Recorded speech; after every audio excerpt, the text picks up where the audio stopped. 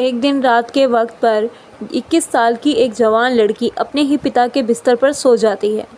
जब उस लड़की का पिता घर में आता है तो देखता है कि उसकी बेटी उसके ही बिस्तर पर लेटी हुई है। वह उससे पूछता है कि बेटी, तुम्हें क्या हुआ है? तो वह लड़की ये कहने लगी कि मेरे सिर में बहुत तेज़ दर्द हो रहा है और मुझे बहुत ज़्यादा डर भी लग रहा है, इसीलिए आज की रात मैं आपके साथ ही सोना चाहती हूँ। बेटी की बात सुनकर पिता कहता है कि कोई बात नहीं बेटा, आराम से सो जाओ। फिर वह खाना खाने के लिए किचन में चला जाता है। खाना खाने के बाद वह थोड़ी बहुत ड्रिंक भी कर लेता है। उसके बाद वह अपने बिस्तर में आकर लेट जाता है। इस कहानी में आगे कुछ ऐसा होता है जिसे सुनकर आपके भी होश उड़ जाएंगे। अब आप सोचने पर मजबूर हो जाओगे कि एक पिता और बेटी आखिर ऐसा काम कैसे कर सकते हैं। कहानी शुरू करने से पहले आप सभी से मेरा निवेदन है कि अगर आप इस चैनल पर नए हैं तो प्लीज़ चैनल को सब्सक्राइब ज़रूर कीजिएगा। तो चलिए दोस्तों, इस कहानी को शुरू करते हैं। आज की यह सच्ची कहानी मध्य प्रदेश के सागर ज़िले की है। इसी ज़िले के एक गांव में प्रेमलाल नाम का एक आदमी अपने 3 बच्चों के साथ रहता था, जिसमें बड़ी बेटी की उम्र 21 साल और छोटी बेटी की उम्र 15 साल और सबसे छोटे बेटे की उम्र 10 साल की थी। लंबी बीमारी के चलते प्रेमलाल की पत्नी का देहांत 2 वर्ष पहले ही हो चुका था। पत्नी के चले जाने के बाद घर के हालात एकदम ही ख़राब हो जाते हैं। उसको घर चलाना बहुत मुश्किल हो रहा था। जो पैसा बचा कर रखा था वह सब पत्नी के इलाज में लग जाता है। आर्थिक स्थिति दिन ब दिन खराब होती जा रही थी और वह काफ़ी कर्जदार भी हो चुका था। बच्चे भी अपनी माँ की याद में गुमसुम रहने लगे थे। उनको संभालने वाला भी कोई नहीं था। औरत तो बच्चों के साथ साथ घर को भी अच्छी तरह संभाल लेती है, मगर एक मर्द के लिए यह सब करना बहुत ही मुश्किल हो जाता है। घर के हालात देखकर प्रेमलाल पूरी तरह से टूट जाता है। अगर वह बाहर कमाने जाता तो फिर बच्चों की पढ़ाई छूट जाती है, और यदि वह घर पर रहता है तो फिर घर कैसे चला पाता। एक दिन उसकी ख्याल आया कि उसे अब दूसरी शादी कर लेनी चाहिए। प्रेमलाल ने सोचा कि अगर वह शादी कर लेता है तो घर भी आबाद हो जाएगा और वह भी बाहर कमाने जा पाएगा। फिर वह अपनी बेटी से कहता है कि बेटा, मैं सोच रहा हूँ कि दूसरी शादी कर लूँ, इससे तुम लोगों की देखभाल भी अच्छे से हो जाएगी और मैं भी बाहर कमाने जा सकूंगा। तुम्हारी माँ के चले जाने के बाद जो तुम सबकी हालत हो गई है, अब मुझसे देखी नहीं जाती। पिता की इन सब बातों को सुनकर बेटी एकदम से खामोश हो जाती है। उसकी ज़ुबान से एक भी शब्द नहीं निकल पाता। प्रेमलाल बेटी को समझाते हुए कहता है कि देखो बेटा, अगर मैं कमाने नहीं गया तो फिर घर चलाना मुश्किल हो जाएगा और मैं तुम सबको पढ़ा लिखा नहीं पाऊंगा। इतना समझाने के बावजूद भी वह लड़की खामोश ही रही। प्रेमलाल सोचता है कि उसकी बेटी अभी दुखी है, फिर किसी और दिन बात करेगा। उसके बाद वह वहाँ से चला जाता है और वह लड़की सोचने लगती है कि जब उसके पिता शादी कर लेंगे और जो सौतेली माँ आ जाएगी तो सौतेली माँ कभी अच्छी नहीं होती। उसने यह सुना भी था और अपनी आंखों से देखा भी था। वह यही सोच रही थी कि अभी उसके पिता बच्चों से बहुत प्यार करते हैं, अगर शादी के बाद वह भी बदल जाएंगे तो सौतेली माँ हमारे ऊपर बहुत अत्याचार करेगी और पापा भी उसी का साथ दिया करेंगे। उस दिन वह लड़की रात भर सो ना सकी और पूरी रात यही सब सोचती रही।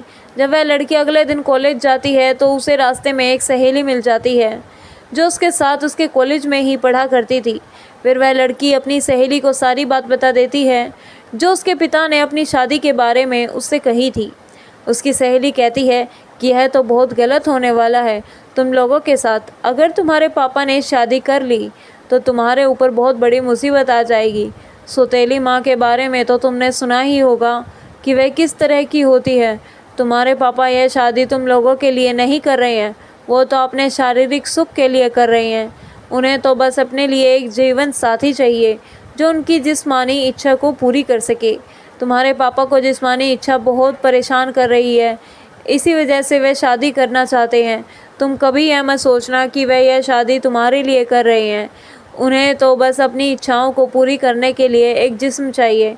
वह लड़की अपनी सहेली की बातें सुनकर बहुत ही परेशान हो जाती है और उसे यह लगता है कि उसके पापा शादी करते ही रहेंगे। फिर उसकी सहेली कहती है कि मेरे पास एक आइडिया है, अगर तुम कर सको तो। वह लड़की कहने लगी कि ठीक है, मैं अपने भाई बहन के लिए कुछ भी कर सकती हूँ। उसकी सहेली कहने लगी कि तुम्हारे पापा को सिर्फ जिस्म चाहिए, अगर तुम अपने पापा के साथ संबंध बना सको तो फिर उन्हें शादी की ज़रूरत नहीं रहेगी और वह कभी भी शादी नहीं करेंगे। फिर वह लड़की इस बात को गहराई से सोचने लगती है और इस नतीजे पर पहुँचती है कि फिर चाहे उसे कुछ भी करना पड़े मगर वह अपने भाई बहन को कभी बर्बाद नहीं होते देगी। अब उस लड़की ने ठान लिया था कि किसी भी कीमत पर उसने अपने पापा की शादी नहीं होने देगी। कॉलेज से आते आते उसमें शाम हो गई थी क्योंकि वह कॉलेज के बाद अपनी सहेली से काफ़ी देर तक बातें कर रही थी। फिर वह घर आकर खाना बनाने लग जाती है और अपने भाई बहन को खाना खिलाकर उन्हें अपने अपने कमरे में सोने के लिए भेज देती है। उसके बाद वह लड़की खाना खाकर अपने पापा के बिस्तर में लेट जाती है। कुछ देर बाद उस लड़की का पिता आता है। जब वह देखता है कि उसकी बेटी उसके ही बिस्तर पर लेटी हुई है तो फिर वह उससे पूछता है कि बेटी तुम्हें क्या हुआ है। तो लड़की कहने लगी कि पापा मेरे सिर में बहुत ज़्यादा दर्द हो रहा है और मुझे डर भी लग रहा है, इसीलिए आज की रात मैं आपके साथ ही सोना चाहती हूँ। बेटी की बात सुनकर वह कहता है कि कोई बात नहीं बेटा, तुम आराम से सो जाओ। थोड़ी देर बाद खाना खाने के लिए वह किचन की ओर चला जाता है और खाना खाने के बाद थोड़ी बहुत ड्रिंक भी कर लेता है। उसके बाद वह अपने बिस्तर में आकर लेट जाता है। एक तरफ वह लड़की लेटी हुई थी और दूसरी तरफ उसके पिता थे, मगर उन दोनों के ऊपर अलग अलग कंबल थे। रात के 12 बज चुके थे मगर उस लड़की की आंखों से नींद बिल्कुल ही गायब थी। उसके दिमाग में तो उसकी सहेली की बातें और सौतेली माँ की तस्वीरें घूम रही थी। जब लड़की ख्यालों की दुनिया से बाहर आई तो उसने देखा कि उसके पापा तो गहरी नींद में सो गए हैं। फिर वह लड़की डरने का नाटक करते हुए अपने पापा के कंबल में जाकर उनके करीब हो जाती है। थोड़ी देर बाद वह लड़की धीरे धीरे अपने पापा के और भी ज़्यादा करीब होने लगती है। नशे के कारण उनका बाप भी मदहोश होने लगता है। जब तक उसे होश आया तब तक उसके अंदर का शैतान जाग चुका था, इसीलिए वह खुद को रोक ना सका। उसके बाद वह दोनों अपने इस रिश्ते को भूलकर कई बार संबंध बना लेते हैं। अगली सुबह जब वह सोकर उठते हैं तो दोनों ही बहुत खुश थे। उन्हें किसी भी तरह की कोई शर्म या पछतावा नहीं था। उसके बाद तो यह सिलसिला आए दिन ही चलने लगा। अब तो वह लड़की भी इसकी आदी हो चुकी थी। जब भी उनका मन करता तो वह अपनी इच्छाओं को पूरी करते थे। इसी तरह दिन महीनों में बदलते चले गए और महीने कब बीत गए पता ही नहीं चला। एक दिन उस लड़की की तबीयत खराब हो जाती है और उसे उल्टी और चक्कर आने लगते हैं। फिर वह लड़की चेक करवाने के लिए पास के एक क्लिनिक पर जाती है। तब उसकी रिपोर्ट आई तो उसके पैरों के तले ज़मीन खिसक गई। डॉक्टर ने उसे बताया कि वह 2 महीने से प्रेग्नेंट है। उस लड़की के गांव की ही एक औरत उससे क्लिनिक में साफ़ सफाई का काम करा करती थी। जब उस औरत को इस बात का पता चला तो फिर वह औरत पूरे गांव में ढिंढोरा पीट देती है। प्रेमलाल की कुंवारी लड़की माँ बनने वाली है। धीरे धीरे यह खबर आग की तरह पूरे गांव में फैल जाती है। प्रेमलाल का अपनी ही बेटी के साथ नाजायज़ रिश्ता है। एक दिन उसकी सहेली उसके घर जाकर कहती है कि पूरे गांव में पता चल चुका है कि तुम प्रेग्नेंट हो।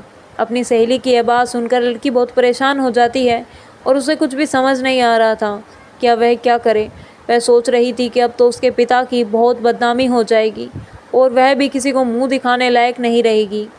एक दिन शाम के वक्त वह लड़की मार्केट से कुछ सामान लाने चली जाती है तो रास्ते में उसे मोहल्ले के कुछ लड़के छेड़ने लग जाते हैं। अश्लील बातें करके उसको परेशान करने लगते हैं और उसका बहुत ही मजाक उड़ाते हैं। वह लड़की बहुत शर्मिंदा हो जाती है और सामान खरीद कर घर वापस आ जाती है। घर आने के बाद वह लड़की रात का खाना बनाने लगती है। भाई बहन और अपने पिता को खाना खिलाकर अपने रूम में चली जाती है। उसके दिमाग में सिर्फ एक ही बात चल रही थी कि उसकी और उसके पिता की बहुत बदनामी हो रही थी। अब वह सर उठाकर कभी भी नहीं जी पाएगी। यही सब सोचते हुए रात के करीब 1 बज चुका था।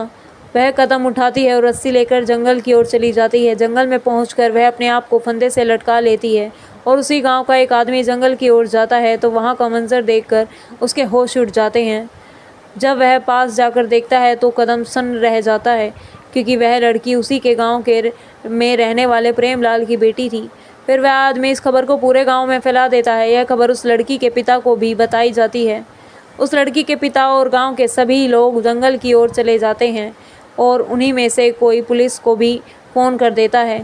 थोड़ी देर में पुलिस भी मौके पर पहुंच जाती है और उस लड़की को उतार कर उसका पोस्टमार्टम के लिए भेज देती है जाता है। जब उस पुलिस पूछताछ करना शुरू कर देती है तो पूछताछ के दौरान लोगों ने बताया कि यह लड़की पेट से थी, इसीलिए ही इसके आत्महत्या की है। एक आदमी ने तो यह भी बताया कि इस लड़की का अपने ही पिता के साथ नाजायज़ रिश्ता था और जो इस लड़की के पेट में बच्चा है वह भी इसी के बाप का है।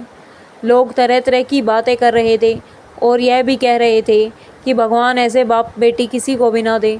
पुलिस फिर प्रेमलाल को पकड़कर थाने ले जाती है और पोस्टमार्टम रिपोर्ट के आने का इंतज़ार करती है। इसी दौरान उस लड़की की सहेली को भी बुलाया जाता है और डर के मारे वह लड़की सारी बातें बता देती है। तब तक पोस्टमार्टम रिपोर्ट भी आ जाती है और रिपोर्ट में साफ साफ लिखा हुआ था कि वह लड़की 2 महीने की प्रेग्नेंट थी। अब पुलिस प्रेमलाल से पूछताछ करना शुरू कर देती है। उसने इस बात को जल्द ही कबूल कर लिया कि उसने अपनी ही बेटी के साथ पिछले 5-6 महीनों से नाजायज़ संबंध थे। उसके बाद प्रेमलाल को अरेस्ट करके उसे कोर्ट में पेश किया जाता है और उसे 2 साल की सज़ा सुनाकर जेल में डाल देते हैं।